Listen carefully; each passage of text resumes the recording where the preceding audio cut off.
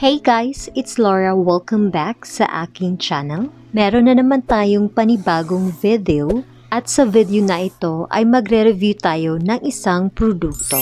At the same time, ipapakita ko sa inyo kung paano ko na-achieve ang look na ito. Bago tayo magsimula guys, please subscribe to my YouTube channel. Dun sa hindi pa nakapag-subscribe at i-click mo na rin yung notification bell para ma-notify kayo whenever I upload a new one. Yung produktong i-review natin ngayon ay itong 12 pieces of eye makeup brushes from MAANGE Beauty. I'm not sure if I pronounce it right, but please correct me if I'm wrong.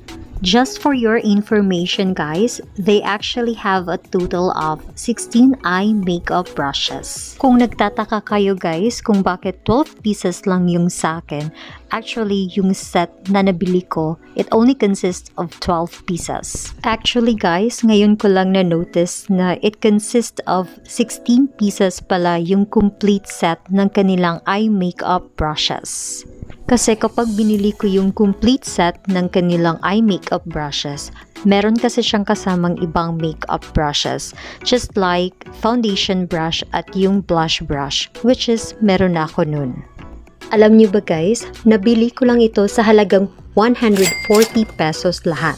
Just for your information guys, yung bristles niya were actually made from synthetic materials. Yung handle naman niya ay made from plastic. At dyan naman sa part na yan, it's actually made of metal.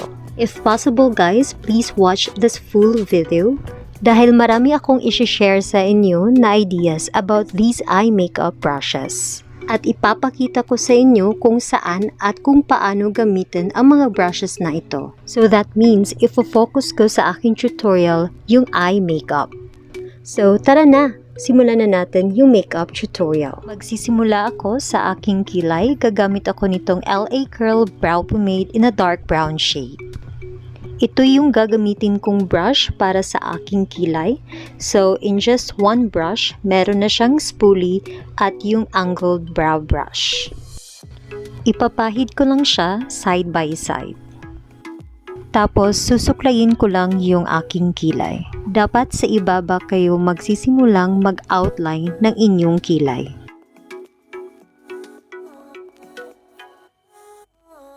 At pagkatapos ay doon naman kayo sa bandang itaas mag-outline ng inyong kilay. At dahan-dahan nyo nang i-fill in yung kilay nyo. At saka i-blend out para matanggal yung harsh lines. Just to tell you honestly guys, while I'm using that brush, nagsistruggle talaga akong mag-apply ng pomade sa aking kilay. Kasi makapal yung bristles niya. Dahil siguro nasanay na akong gumamit ng brush na may manipis na bristles. O sadyang nakasanayan ko lang talagang gamitin yung BTLA brush, which is yun yung brush na usually ginagamit ko sa aking kilay. Kahit makapal yung bristles niya, soft naman siya, which is the good side of this brush. Pati na rin yung spoolie niya guys, malambot rin siya.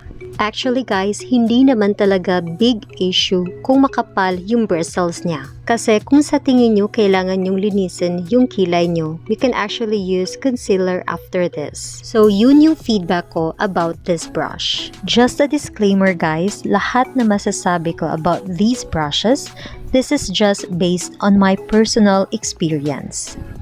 Next, I will be using this BYS concealer in a light shade.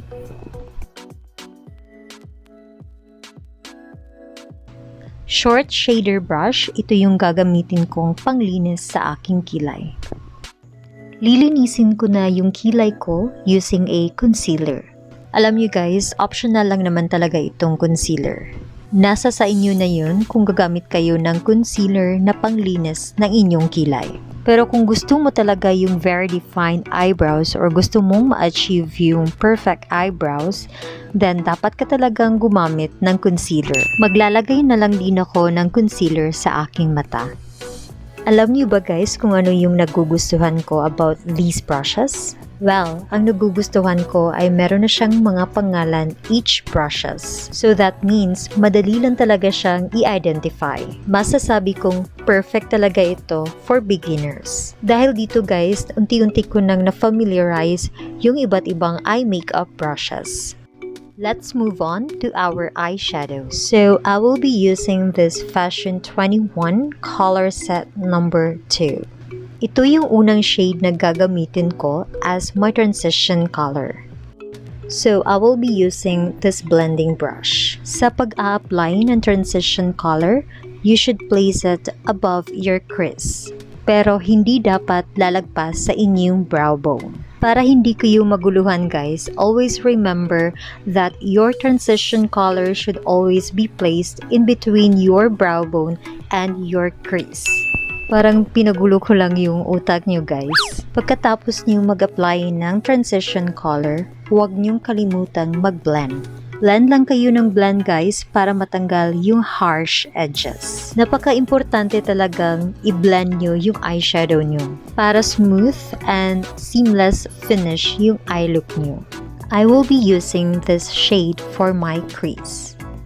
At gagamit ako nitong eye crease brush. Kung napapansin nyo, nilagyan ko ng primer spray yung bristles para didikit at lilitaw talaga yung kulay ng eyeshadow. Pinili ko yung darker shade para sa aking crease, para ma-achieve ko yung smoky eye effect.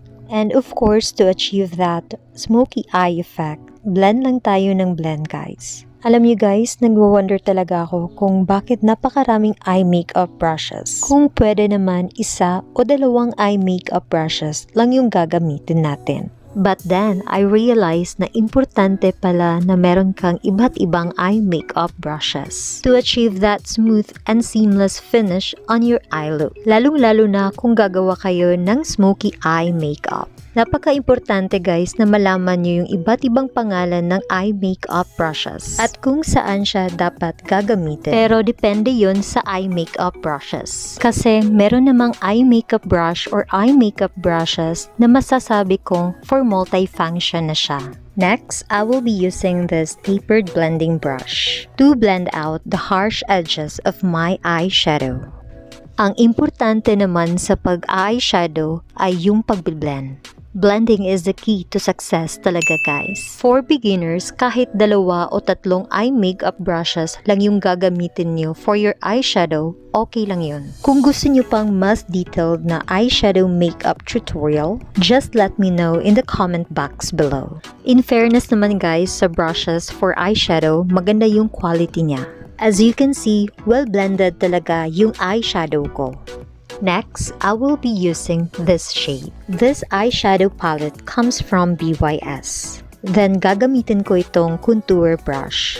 At maglalagay lang ako dito sa outer V ng aking mata. At gagamit ako nitong angled shading brush for blending. So ngayon, dahan-dahan ko nang i-blend yung eyeshadow na in-apply ko sa outer V ng mata ko. Dun sa mga beginners na gustong mag-level up ng kanilang skills when it comes to makeup, lalong-lalo na sa pag-a-apply ng eyeshadow, masasabi kong itong angled shading brush ay isa sa mga pinaka-importanteng eye makeup brushes na dapat meron tayo, as this is perfect for smoky eye makeup. Maglalagay lang ako ng concealer sa aking eyelid. Short shader brush pala yung ginamit ko sa pag-a-apply ng concealer sa eyelid ko. Isa ito sa mga technique para kakapit talaga yung eyeshadow sa eyelid nyo. But just to let you know guys, dapat medium shader brush talaga yung gagamitin ko.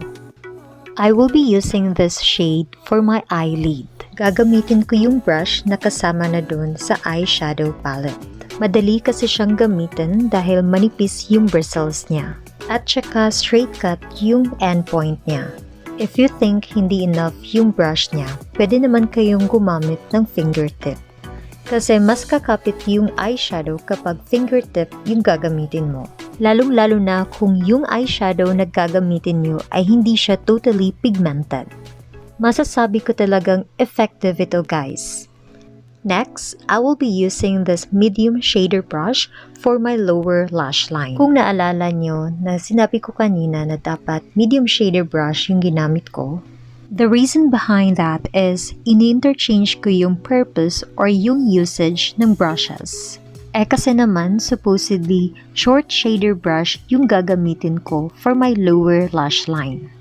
Kaya lang, mataas at makapal yung bristles niya. It's very ironic guys kasi mas mataas at makapal yung short shader brush compare sa medium shader brush. Next, gagamitin ko ito as illuminator. This palette comes from Features and Shades. Gagamit ako nitong eyeshadow sponge. By the way guys, hindi ito kasama sa kanilang set ng eye makeup brushes. So ito yung gagamitin ko para sa aking eyeliner. And I will be using this bend eyeliner brush. Sa totoo lang guys, nahihirapan talaga akong mag-apply ng eyeliner using that brush. As you can see, parang na-deform yung bristles niya. Siguro pwede naman natin itong i-fix using a glue para didikit siya ulit yung bristles niya. But I'm not sure kung pwede siya dito. Gagamit na lang ako ng ibang brush para tapusin yung eyeliner ko.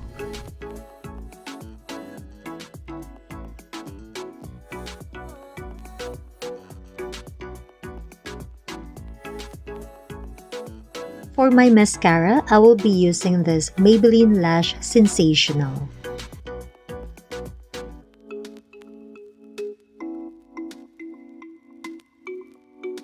Ito na lang din yung gagamitin ko para sa aking eyebrows kasi wala akong brow gel. Para naman magmukhang bushy yung eyebrows ko. So guys, tapos na pala akong mag-apply ng foundation. So isusunod ko na ang pagkukontour, which I am using Caroline Contour Stick.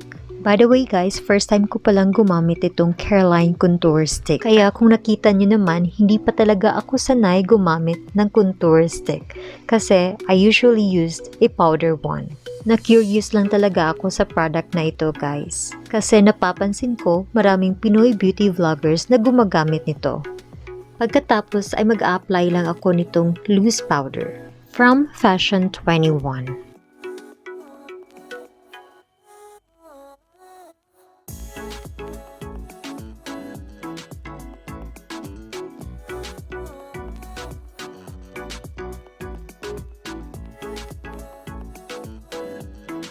At maglalagay na lang din ako ng false lashes.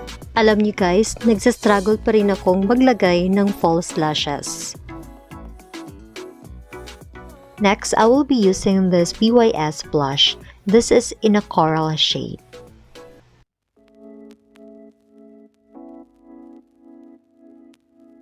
So dito naman tayo sa lips. So gagamit ako nitong Maybelline Sensational Liquid Matte. This is in a Baritol shade.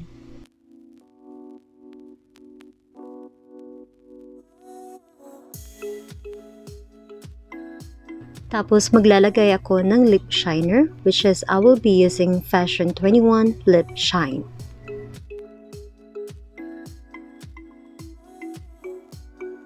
At ayan, natapos na rin yung look ko.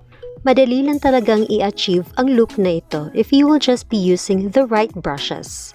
Actually guys, hindi ko nagamit lahat ng brushes. But based sa aking experience, masasabi kong maganda yung quality niya guys kahit mura lang siya. For more information about this product, ilalagay ko na lang sa description box below. Sa inyong opinion guys, what do you think about these brushes? Maganda ba? Baka marami na sa inyong gumagamit nitong brushes. Please don't hesitate to share your experience while using these brushes guys. Kasi gusto ko rin malaman yung opinion nyo regarding these brushes. Kung interesado kayong bumili sa brushes na ito, masasabi kong hindi talaga kayo magsisisi. By the way guys, before I end this video, may ipropromote lang akong YouTube channel. Bisitahin nyo naman ang bahay ni Eyeshadow at isubscribe yung channel niya. At guys, gusto ko palang magpapasalamat sa lahat na nag-subscribe sa aking channel, lalong-lalo na dun sa mga taong palaging nanonood ng aking videos. Hanggang dito na lang muna ako guys. See you on my next one. Bye!